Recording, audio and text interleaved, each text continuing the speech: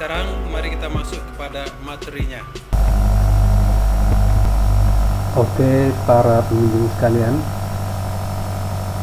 materi kita yakni nominal sentences in simple present tense. Kalimat nominal dalam bentuk simple present tense, yaitu kalimat yang mengungkapkan kegiatan, aktivitas, adat istiadat, kebiasaan sehari-hari yang terjadi sehari-hari, setiap saat atau setiap waktu. Pada kalimat nominal ini, predikat kalimat terdiri dari non kata kerja. Jadi tidak menggunakan kata kerja, tetapi selain dari kata kerja, seperti kata benda dan kata sifat. Berikut ini saya tampilkan rumusan dari kalimat nominal sentence dalam bentuk simple present tense. Pertama sekali adalah subjek atau pokok kalimat, kemudian to be pada kalimat nominal ini ada 3 macam dalam bentuk simple present tense, yakni is, at, dan are. Kemudian kata benda atau kata sifat. Kemudian epithet of place, yaitu keterangan tempat, dan terakhir adalah keterangan waktu, disebut dengan time signal. Rumus kalimat yang demikian hanya berlaku untuk kalimat positif, atau dalam kata lain kalimat berita. Itu kita mulai mengisi bagian-bagian ini dengan kata-kata yang kita perlukan. Pertama kita beri dulu di sini tanda plus menyatakan kalimat positif. Kemudian kita masukkan subjeknya, Ani. Kalau Ani termasuk orang 3 tunggal, maka to be-nya adalah is. Maka kita masukkan di sini is. Kemudian kita masukkan salah satu kata di sini, kata benda atau kata sifat. Sekarang kita masukkan sebuah kata, itu kata benda. A nurse artinya seorang perawat. In a hospital, di sebuah rumah sakit, jadi tempatnya di rumah sakit. Kemudian kita beri keterangan waktu. Kemudian kita tempatkan di sini sebuah keterangan waktu, now, sekarang. Jadi Ani is a nurse in a hospital now. Ani adalah seorang perawat di sebuah rumah sakit sekarang. Kalimat semacam ini kita sebut dengan kalimat berita. Kemudian kalau kita ingin membuat kalimat ini dalam bentuk negatif,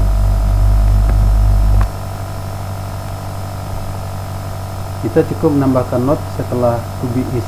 Jadi Ani is not. Ani is not. A nurse in hospital now.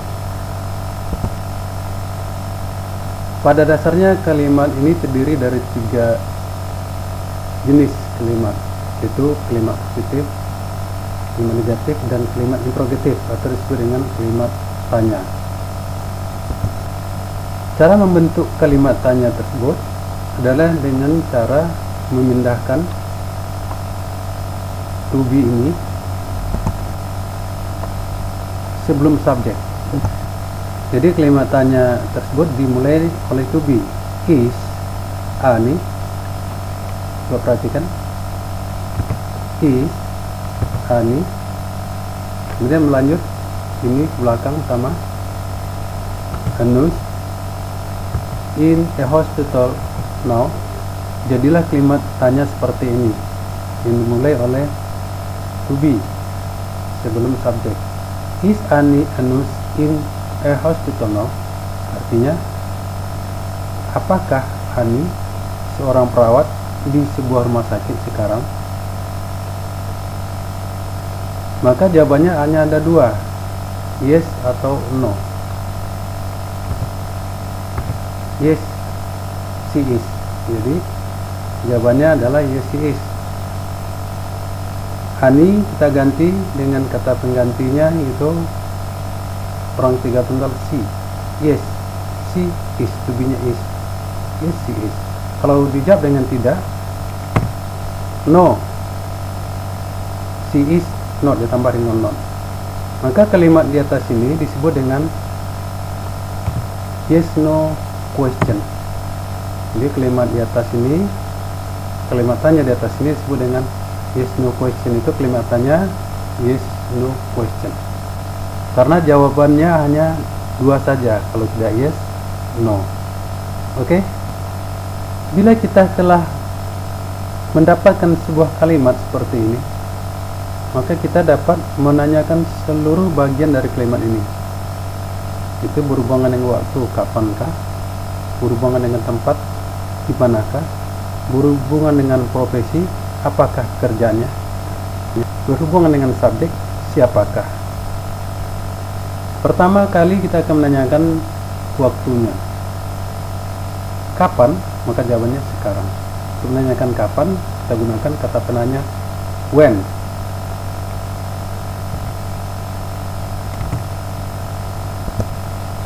Jadi bila kita menggunakan kata when, berarti kita menanyakan waktu.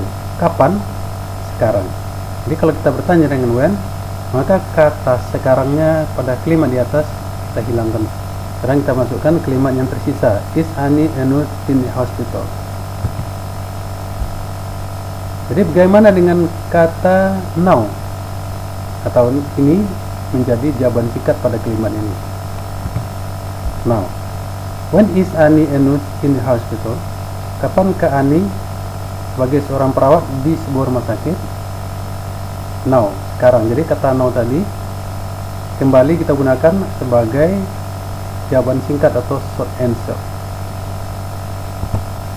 Bila kita menanyakan tempat, maka kita akan menggunakan kata penanya where. Di manakah? Di sebuah rumah sakit. Itu kita buat kalimat dengan menanyakan tempat ini. Untuk menanyakan tempat ini, kita akan menggunakan kata penanya where. Di manakah? Di sebuah rumah sakit. Maka kata di sebuah rumah sakit ini akan hilang dari kalimat yang di atas. Maka tinggalan nanti is Ani Enus now. Is Ani Enus now. Jadi setelah dimasukkan kata penanya where, maka kata tempat in a hospital kita hilangkan. Jadilah kalimat seperti ini. Where is Ani Enus now? Di manakah Ani sebagai seorang perawat sekarang? Maka kata in a hospital kembali kita gunakan sebagai jawaban singkat atau short answer. Di sini tempatnya. Seperti ini. Where is Ani Enus now in a hospital? Di manakah Ani sebagai seorang perawat sekarang? Di sebuah rumah sakit. Jika kita menanyakan Enus, ini adalah sebuah profesi atau sebuah pekerjaan, maka kita akan menggunakan kata penanya what. Dan kita tempatkan di sini. Apakah profesinya? Apakah pekerjaannya? Maka untuk menanyakan profesi atau pekerjaan ini, kita pakai kata penanya what. What, apakah pekerjaannya? Maka kata seorang perawat ini kita hilangkan dari kalimat, maka yang tersisa adalah is Ani in hospital now. Is Ani in hospital now? What is Ani in a hospital now? Apakah pekerjaan Ani atau profesi Ani di sebuah rumah sakit sekarang? Maka jawabannya adalah Enus. Jadi kata Enus kembali digunakan sebagai jawaban singkat atau sebagai short answer. Jika kita menanyakan subjek, Ani, siapakah sebagai seorang perawat di sebuah rumah sakit sekarang? Maka jawabannya si Ani. Maka kalau kita menanyakan Ani, kita gunakan kata penanya who.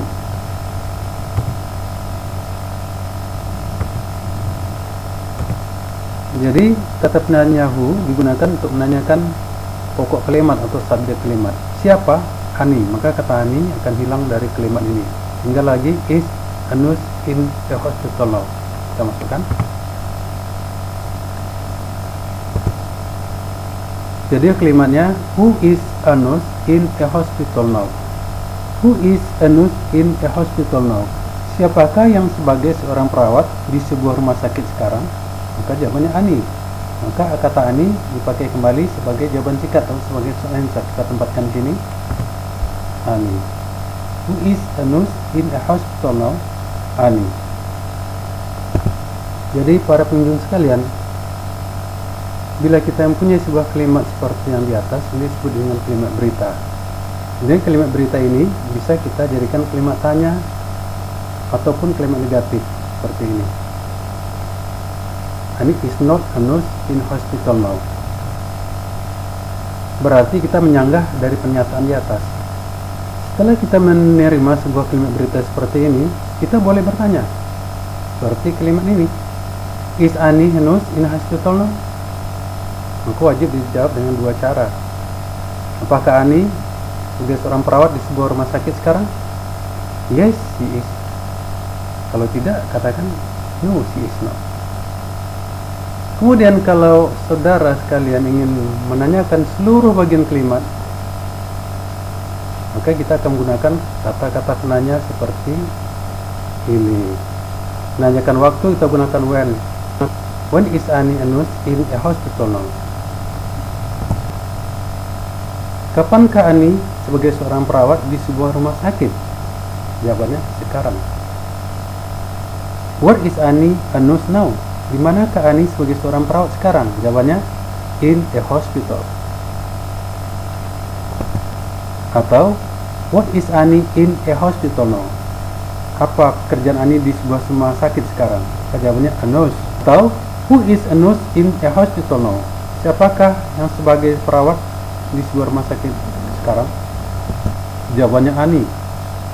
Demikianlah para pengunjung sekalian, sangat mudah sekali kalau kita membuat kalimat dengan metode ini. Saudara pengunjung dapat mengganti subjek kalimat, kemudian mengganti to be kalimat, kemudian predikat, keterangan tempat, dan keterangan waktu sesuai yang kita inginkan. Misalnya saya mengatakan saya adalah sebagai seorang guru di sebuah sekolah sekarang. Terus saya katakan I am an English teacher at a school now. Atau saya bisa mengatakan I am not a doctor in a hospital now. Boleh juga saya katakan demikian. Jadi kita boleh tempatkan kata-kata yang kita butuhkan sesuai dengan yang kita mau. Demikian mudah cara yang saya berikan.